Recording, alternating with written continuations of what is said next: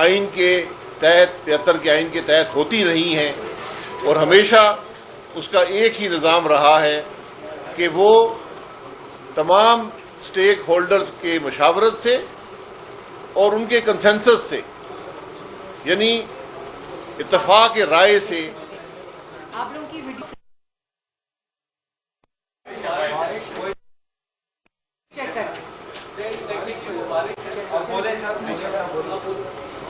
تو یہ اتفاق رائے سے ہمیشہ الیکشن ترامیم منظور کی جاتی ہیں، چاہے وہ ایک بڑی معمولی نوعیت کی بھی ہوں۔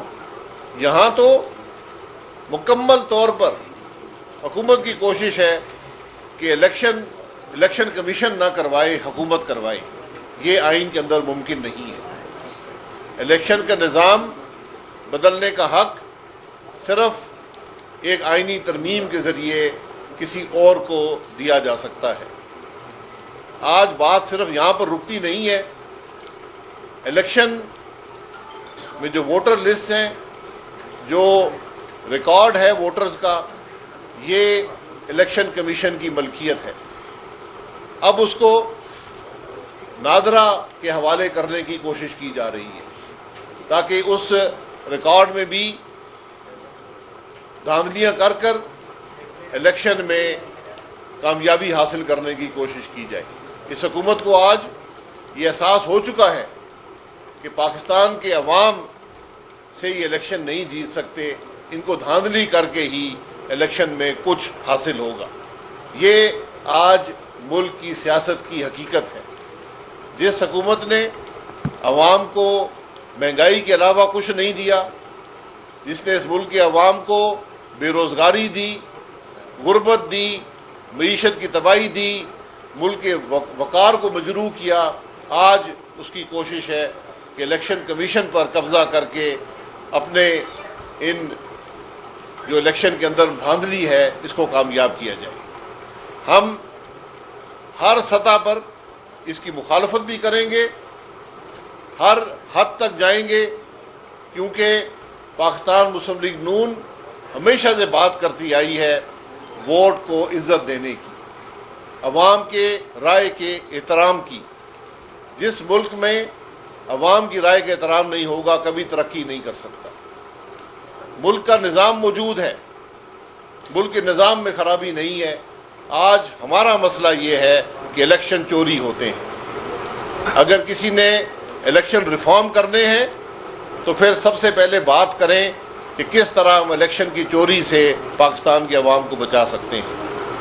ہمارا مسئلہ الیکٹرانک ووٹنگ مشینیں نہیں ہیں، ہمارا مسئلہ یہ الٹے سیدھے قوانین نہیں ہے۔ آئین موجود ہے، قوانین موجود ہیں، اس آئین اور اس قانون کے تحت اگر الیکشن کروائے جائیں تو کوئی مسئلہ نہیں ہے۔ اگر عوام کی رائے کا احترام کیا جائے تو کوئی مسئلہ نہیں ہے۔ لیکن جب تک الیکشن چوری ہوں گے پاکستان آگے نہیں بڑھ سکتا۔ 2018 کے الیکشن کی چوری نے یہ ثابت کیا ہے کہ اگر ہم ووٹ کو عزت نہیں دیں گے تو ہمارا ملک پستی کی طرف جائے گا۔ یہ آج بات بڑی واضح ہے، ہر پاکستانی اس کو سمجھتا بھی ہے، اس کو جانتا بھی ہے، سوائے اس حکومت کے وزیر اعظم کو اور اس کے وزراء کو۔ میری ان سے گزارش ہے کہ آئین کو پڑھ لیں، آئین کی شق 218 کو پڑھ لیں، 219 کو پڑھ لیں، 230 کو پڑھ لیں کہ وہ الیکشن کمیشن کا جو رول ہے وہ وہاں پر تعین کیا جا سکتا ہے۔ اگر آپ اس رول کی تبدیلی چاہتے ہیں اس کا واحد راستہ آئینی ترمیم ہے۔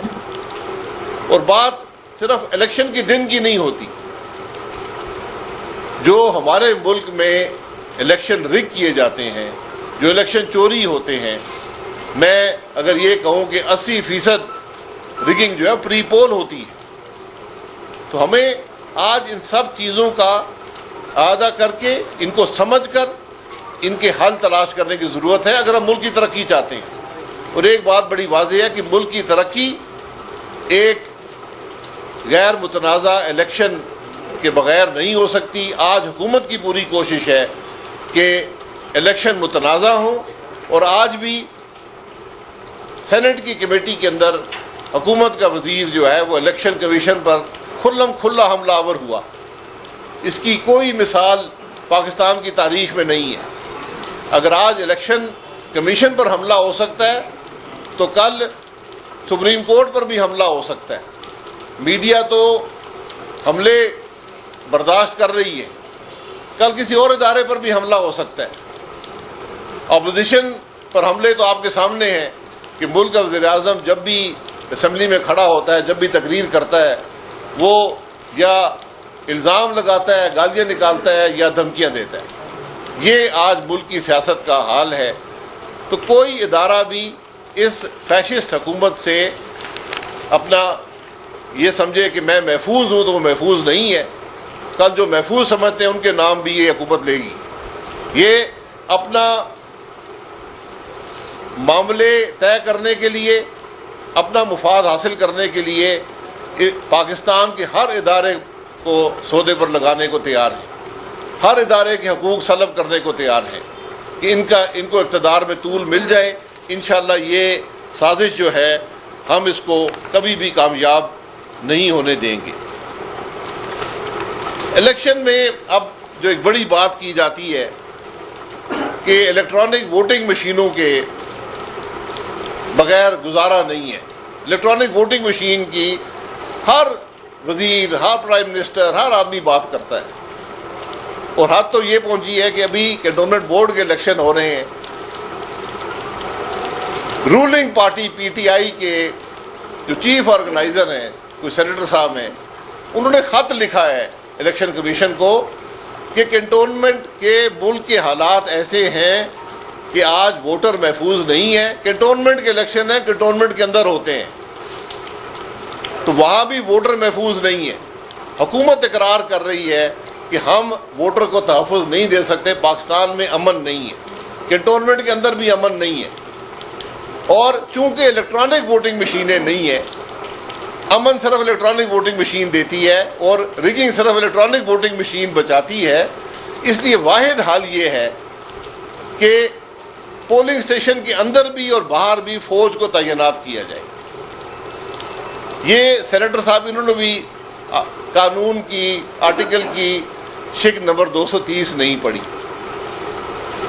کہ الیکشن کمیشن کا حق ہے کہ اگر وہ محسوس کرے کہ الیکشن میں دھاندلی ہو رہی ہے یا کوئی سیکیورٹی کا ایشو ہے تو وہ طلب کر سکتی ہے سیکیورٹی کے لیے فوج کو.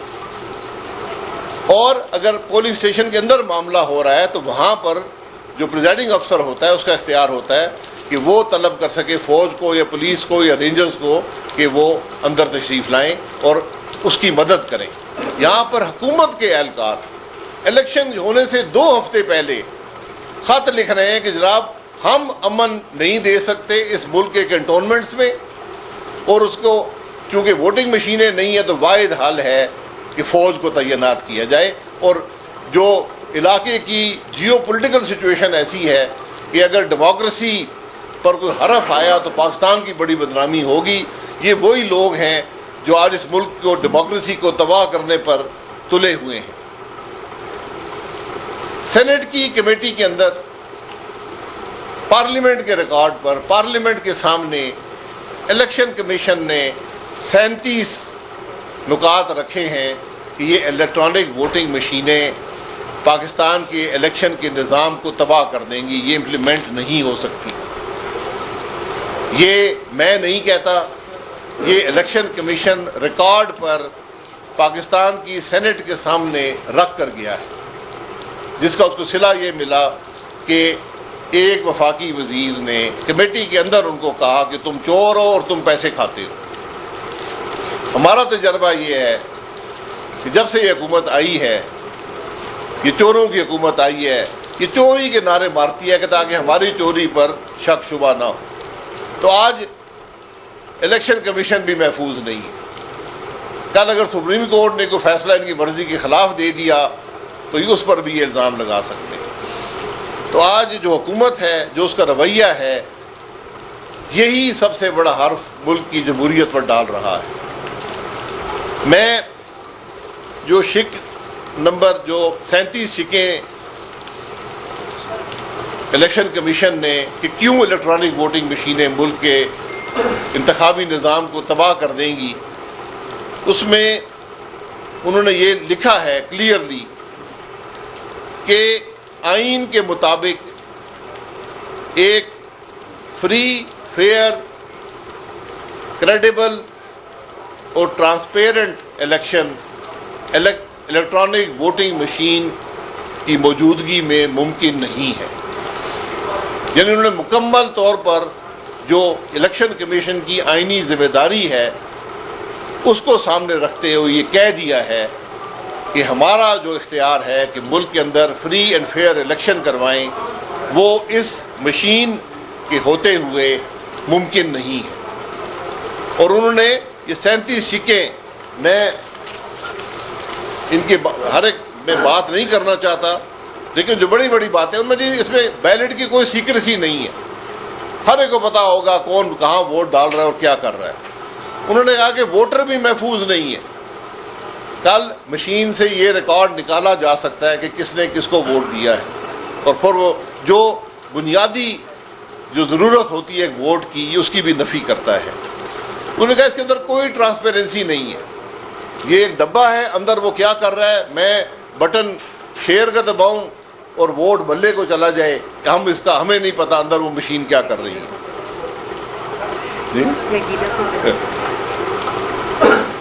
उन्होंने कहा कि ये जो मशीनें हैं, पहले तो फिर भी हम ढूंढ सकते थे कि वो वोट के डब्बे कहाँ पर गए, थैले किसने खोल लिए, किसने बैलेट को आगे टेम्परिंग की है। उन्होंने कहा यहाँ ये भी मुमकिन नहीं है कि रास्ते में ही मशीनों का रिकॉर्ड बदल दिया जाए। ये अब, और उन्होंने ये कहा कि ये इलेक्ट्रॉनिक वोटिंग मशीन इलेक्शन की चोरी नहीं रोक सकता। उन्होंने कहा कि जो हमारे मुल्क का असल मसला है कि इलेक्शन चोरी किए जाते हैं, उन्होंने कहा इलेक्ट्रॉनिक वोटिंग मशीन बेचारी जो है वो बड़ी ही मासूम है इस मामले में, वो चोरी नहीं रोक सकती, जो कि असल मसला है इस मुल्क का। उन्होंने कहा कि कानून बदलने पड़ेंगे, कानून का निज़ाम बदलना पड़ेगा, आइन बदलना पड़ेगा अगर आप ये इलेक्ट्रॉनिक वोटिंग मशीन इम्प्लीमेंट करना चाहते हैं। और सबसे बड़ी बात यह है कि इलेक्ट्रॉनिक वोटिंग मशीन इम्प्लीमेंट करना हुकूमत की जिम्मेदारी नहीं है। आप 100 कानून बना दें, इलेक्शन कराना इलेक्शन कमीशन की जिम्मेदारी है कि जिस तरह भी वो चाहे मुल्क को free and fair election they. अगर आप उसका ये हक लेना चाहते हैं, आपको आइनी तरमीम करनी पड़ेगी। ये एक वाज़े मौक़िफ़ है पाकिस्तान मुस्लिम लीग नून का और अपोजिशन की जमातों का। फिर उन्होंने कहा कि ये जो मशीन है इसको बआसानी हैक भी किया जा सकता है और टेम्पर भी किया जा सकता है। और फिर जो मशीन का निज़ाम बदल दिया जाएगा, मशीन का रिकॉर्ड बदल दिया जाएगा, आप कौन सी अपील करेंगे, किसके पास जाएंगे? पहले तो कम से कम बैलेट तो गिने जा सकते थे, वो थैलों की सीलें तो देखी जा सकती थी चोरी हुई है या नहीं हुई। यहाँ तो निज़ाम अंदर ही बदल जाएगा और कुछ नहीं हो सकेगा। उन्होंने कहा जो सोर्स कोड है, यानी जिस पर ये सारा निज़ाम चलता है, वो बआसानी तब्दील किया जा सकता है। जैसे मैंने पहले कहा कि वोट शेर को आदमी डालकर जाए और वोट चला जाए गीदड़ के पास, ये आज हकीकत है। ये मैं नहीं कह रहा हूँ, इलेक्शन कमीशन कह रहा है। उन्होंने कहा कि ये भी नामुमकिन है कि जो डेटा उस मशीन पर है वो सारा डेटा हो सके, क्योंकि ये आपको तकरीबन 10 लाख से ज़ायद मशीनें चाहिए होंगी। हर मशीन का जो डेटा होगा वो मुख्तलिफ होगा उस पोलिंग स्टेशन के मुताबिक। ये शिबली फराज साहब, जो फराज साहब अहमद फराज साहब के बेटे हैं, ये मशीन उन्होंने तैयार की है। उनका मशीनों में क्या तजर्बा है ये हम उनसे पूछेंगे, लेकिन ये हकीकत है कि ये 10 लाख मशीनें मेरा नहीं ख्याल कि शिबली फराज साहब तैयार कर सकते हैं इलेक्शन के लिए। वो तो कहते हैं फवाद साहब ने तैयार। सबसे उन्होंने बड़ी बात कही कि जो स्टेक होल्डर्स इलेक्टोरल प्रोसेस के, उनका कोई इत्तेफाक नहीं है, सियासी जमातों का इत्तेफाक नहीं है, इसके अंदर जो सिविल सोसाइटी का इत्तेफाक नहीं है, جو آرگنائزیشنز الیکشن کو مانیٹر کرتی ہیں ان کا اتفاق نہیں ہے, NGOز کا اتفاق نہیں ہے, میڈیا کا اتفاق نہیں ہے, پارلیمنٹ کا اتفاق نہیں ہے. یہ عددی برتری پر یہ معاملات طے نہیں ہو سکتے, یہ اتفاق رائے سے ہوتے ہیں. اور ہمارے قانون میں ابھی بھی موجود ہے کہ الیکٹرانک ووٹنگ کا نظام کیسے امپلیمنٹ کیا جائے گا. اس کا ایک تجربے کا پیریڈ ہوتا ہے. آپ پہلے چند الیکشنوں میں تجربہ کرتے ہیں, وہاں سے اس کے نتائج دیکھتے ہیں, اس کے فوائد دیکھتے ہیں, اس کو بہتر بناتے ہیں, پھر جا کر یہ میس یعنی پورے نظام میں اس کو امپلیمنٹ کیا جاتا ہے. یہ ممکن نہیں ہے کہ آپ ایک دن میں ہی الیکٹرانک ووٹنگ مشینیں کر دیں. اور اس میں انہوں نے جو دنیا کے تجربے ہیں وہ بھی بتائے ہیں کہ دنیا میں اس نظام کو بنانے کے لیے ایک پورا ایک طریقہ کار ہوتا ہے, اس میں وقت لگتا ہے, سٹینڈرڈز بنانے پڑتے ہیں. اور انہوں نے 5 ممالک کا ذکر کیا ہے جہاں پر جمہوریت اس حد کی تو نہیں جو ہمارے ملک میں ہے, لیکن وہ بھی کچھ جمہوری ملک ہونے کا دعویٰ کرتے ہیں, جس میں جرمنی ہے, جس میں ہالینڈ ہے. انہوں نے الیکٹرانک ووٹنگ مشین لگائیں اور پھر ختم کر دی کہ یہ نظام ٹھیک نہیں ہے, یہ ووٹ کو ٹرانسپیرنٹ نہیں بنا سکتا. اسی طرح آئرلینڈ, اٹلی, فن لینڈ, جو میں نے پہلے کہا کہ ہماری حد کے تو جمہوری ملک نہیں ہے لیکن یہاں بھی جمہوریت کئی 100 سالوں سے ہے, انہوں نے بھی اس نظام کو رد کر دیا. تو یہاں پر اتنے معاملات رکھے ہیں, 37 نکتے الیکشن کمیشن نے دیے ہیں کہ یہ نظام نہیں چل سکتا. اور آج حکومت بضد ہے, اس حد تک بضد ہے کہ الیکشن کمیشن کو ننگی گالیاں نکالنے کو تیار ہے, الیکشن کمیشن کو جلانے کی دھمکی دینے کو تیار ہے, جہنم بھیجنے کے لیے تیار ہے. یہ آج ڈیسپریشن ہے. اس حد تک آج حکومت پریشان ہو چکی ہے اپنی کارکردگی سے. وہ جانتی ہے کہ پاکستان کے عوام اس کو ووٹ نہیں دیں گے. اب اس کا صرف انحصار اس الیکٹرانک ووٹنگ مشین پر ہے کہ اس کے ذریعے دھاندلی کر کے ہم الیکشن میں کامیابی حاصل کرنے کی کوشش کریں. یہ آج ملک کے نظام اور بہت سے ٹیکنیکل اور انتظامی مسائل کا ذکر بھی الیکشن کمیشن نے کیا ہے. آخری جو آخری بات ہے, الیکشن کمیشن نے کہا ہے جناب معذرت ہے, الیکٹرانک ووٹنگ مشین کے ذریعے الیکشن نہیں کرایا جا سکتا. آج اس نظام کو بہتر بنایا جائے گا, کئی سال لگیں گے, شاید کئی الیکشن لگیں گے, پھر آپ اس کو امپلیمنٹ کرنے کے قابل ہوں گے. میں صرف اس میں یہ ایڈ کروں گا کہ یہ جو